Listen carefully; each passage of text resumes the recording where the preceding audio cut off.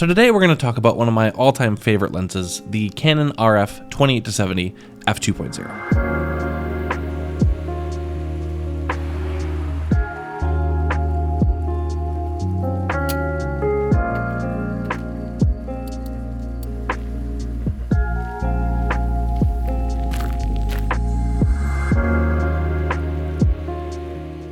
So this is actually the second video I've made about the RF 28-70 f2.0. As some of you might remember, I actually rented this lens back in October of 2022 for an elopement that I was shooting in Scotland. And after I came back from that trip, I made a video kind of sharing my first impressions of the lens, some in the field results, and honestly just my thoughts on the lens overall. I was very happy with the performance of the lens, very impressed by the image quality, and actually after that video released, I ended up renting the lens again for an elopement that I shot in Mexico in early 2023.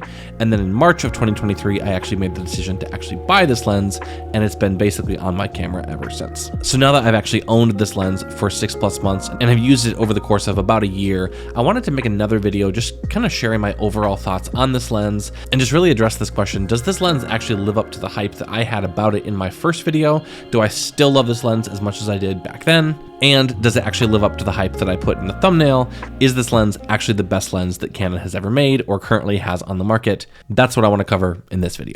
All right, so quick and dirty version of this video. This lens is phenomenal and I absolutely love it. It is literally the highest quality, most versatile, best all-arounder lens I have ever used, and I shoot about 99% of my work currently on the 28-70 f2.0. I've shot wedding films and short films and YouTube videos on it. I've shot tons of weddings and portraits and lifestyle work. From photo to video, if I'm shooting on Canon, the 28-70 f2.0 is probably on my camera. So very long story short, I love this lens. It's absolutely phenomenal. And if you get nothing else from the video and this is all you came here to see, is like, does Josh still like this lens? It's phenomenal. I highly recommend it. So that's the super short version, but let's chat specifics. So the first thing I want to talk about is image quality. And actually, this is one of the first things I actually noticed when I first started shooting on this lens back in October of 2022. And that's how sharp and how beautiful the images that come out of this lens actually are. Now, I don't know if this is just down to the fact that the 28-70 f2 is the only RF lens that I've used and every other lens that I've used on Canon is an EF lens on a mount, or if genuinely the 28-70 is just that good. But honestly, it doesn't really matter because the lens genuinely is that good. In fact, it's so good that when I first started shooting on it, my wife was looking at the photos that I had on Lightroom on the laptop in Scotland and was like, oh my gosh, is this on that new rental lens that you have? Like, that lens looks absolutely amazing. She could tell the difference even just by a first initial pass at the photos.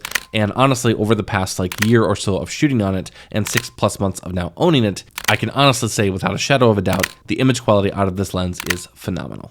This is the case from f2.0 on a full wide open aperture all the way down to f22. I've literally shot this lens stopped all the way down at f22 in direct sunlight and had beautiful results from it, as well as opening it all the way up in the lowest of light situations. And I've been so impressed by the image quality. There's definitely a noticeable sharpness and a noticeable clarity to this lens, especially compared with like my EF35 1.4, my EF85 1.4, and my EF16-35 2.8, which are the lenses I was using prior to the 28-70. The image quality out of this lens is phenomenal.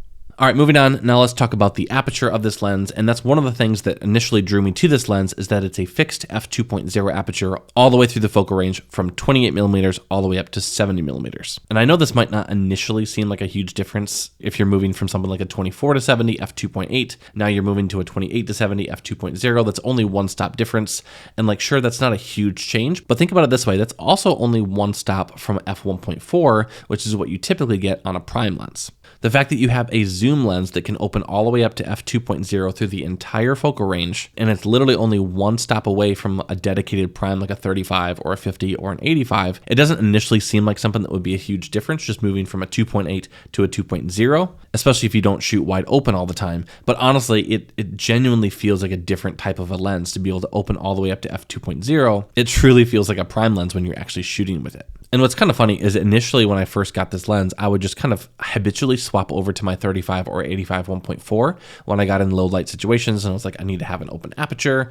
And so I would just habitually swap over to those lenses. But then the more I started using the 28-70, the more I started realizing f2.0, it's only one stop difference, and I can easily compensate for that by just bumping my ISO a little bit, adjusting my shutter speed just a little bit, or just popping on an external flash. And honestly, now this lens almost never leaves my camera for the entirety of a wedding day or a project day or if I'm filming something, I almost never have the actual need to take the 28-70 off the camera and swap it with a different lens because it's just truly that versatile. Now, another huge talking point of the 28-70 is just how good the autofocus is. I can honestly say after using this lens, there's almost never a case where I even miss focus in general, period.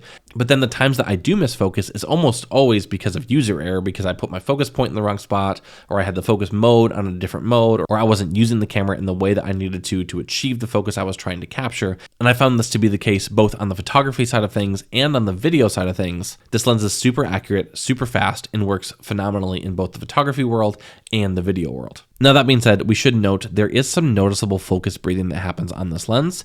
I'll pop a little test just to kind of show you the amount of focus breathing, and honestly, it's pretty substantial. This is not a lens that's been focus breathing compensated, and there definitely is some noticeable focus breathing that happens in this lens. But I will say, in my own use of this lens in the video space, focus breathing is definitely noticeable, but it's not usually been detrimental.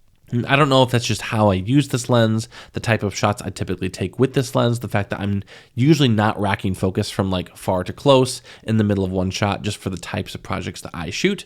But honestly, someone asked me a question about the focus breathing on this lens, and I had to go test it myself because I've never actually noticed it in practical shooting. Once I did test it, obviously there is some noticeable focus breathing, but I think practically in my work, it's actually not been detrimental to my shooting, although there definitely is some noticeable focus breathing. So if you're looking at this lens for video, just be aware of that. There definitely is some noticeable focus breathing. And so if that's going to affect you in your life as a videographer, just be aware of that. So the final thing to talk about here is just the overall versatility of this lens. And honestly, I couldn't be more happy with this lens. On the wide end, 28mm is really perfect for documentary style stuff, street work, wedding work, even some landscape and architecture. 28 is absolutely wide enough to capture all of that kind of stuff and do a really good job at it. And then the ability to punch into 70mm, which is a great kind of medium telephoto length to be able to capture some good portraits. And obviously you can still capture anything in between that. It's been a great range of focal lengths to have available in one lens. But what really gives this lens its versatility is to be able to shoot f2.0 at all of those focal lengths. And this is where it really starts feeling like a prime lens, because now you can stop all the way down to f2.0 at 28 or at 70 or anything in between. And being able to do that genuinely makes it feel like you have a prime lens that you can actually zoom, which is pretty incredible. And honestly, it's been pretty fun from a creative standpoint too, because for many years of my creative career, I had a 35 and an 85, and those were the two main lenses that I used. And now with this lens, I've kind of opened the door to a little bit wider focal lengths, like 28mm. I've opened the door to having a 50 again, even though it's a 50 at f2.0. Now I have a 50, and it's kind of funny because when I first started using this lens, I would always carry my 85mm around with me. So I had a little bit more of a telephoto lens than just the 70mm on this lens. It's the one downfall of this lens is that it doesn't go beyond 70mm, and so I'd always carry my 85 with me. But because this lens is still able to open all the way up to f2.0 at 70mm and f2.0, it still feels like a genuine portrait lens. And honestly, I've been pulling my 85mm out of my bag way less, and in fact, I haven't even used it on my last few projects. So enough of me raving about this lens. Let me talk about a few cons, and the first one is the price. This is a very expensive lens, coming in over $3,000 just to get one lens, and honestly, that's a lot of money for a lens.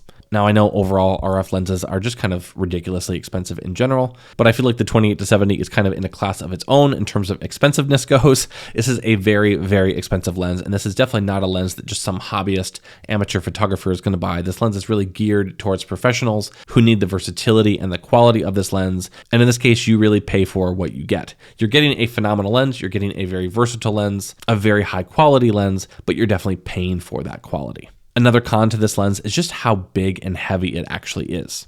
One of the things I love doing with my lenses is actually putting them vertically in my camera bags. And thankfully, my Wandered backpack, I have the deep version of the Wandered backpack. And so this lens is barely able to fit in vertically. And so for some people, the size and weight of this lens definitely could be prohibitive. But that being said, just to play devil's advocate a little bit for this lens, the one nice thing from like a travel perspective is that the lens is so versatile that I find myself only bringing this lens. Whereas before I would bring 2 or 3 lenses to cover this focal range. Now I can feel pretty confident bringing just one lens. And so there's a little bit of a trade-off there. It's a very heavy lens, it's a very large lens, but you kind of only need one. And so you kind of have to pick your poison there, but you definitely can't get away from the fact that this is a large lens and it's definitely a heavy lens. Another random gripe with the lens, I know this is literally just the mathematics of building an f2 lens on a 28-70 focal range, but this is a 95mm thread mount. And so these filters that you have to get for this thing are absolutely huge. If you have matte boxes or anything like that that has a typical standard like 82 or 77 millimeter thread mount or clamp, you're definitely gonna have to make sure that the matte box that you have or the filters that you have are actually able to fit on this lens, because it is a huge lens with a huge amount of glass in it. And that's definitely a little bit limiting, so you just have to be aware of that.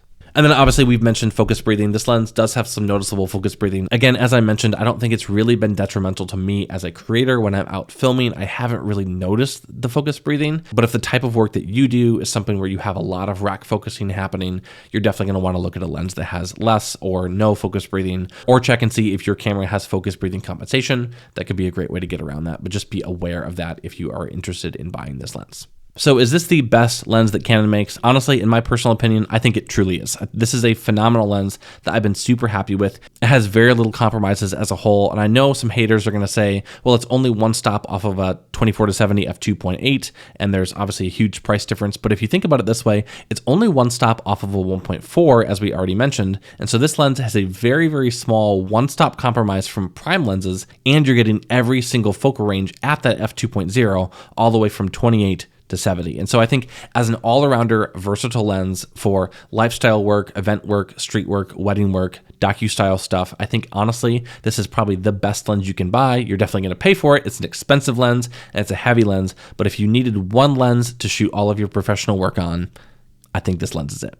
So anyway, those are my thoughts on this lens after using it now for about a year and owning it for about 6 months. If you've used this lens and have different thoughts or different opinions to me, please let me know those down in the comments as well. I'd be very interested in hearing those. And if you're interested in trying out this lens, I actually am a partner with lensrentals.com. I rented this lens 2 times through Lens Rentals before I ever purchased it. And if you use the code Rexford15, you'll get 15% off of your rental. And I actually did the math on this. If you use that discount code and rent this lens for 1 week, it's just over $100 plus some shipping, which is honestly not a bad way to test out this lens and see if it worked for you. So anyway, hopefully you guys enjoyed this video.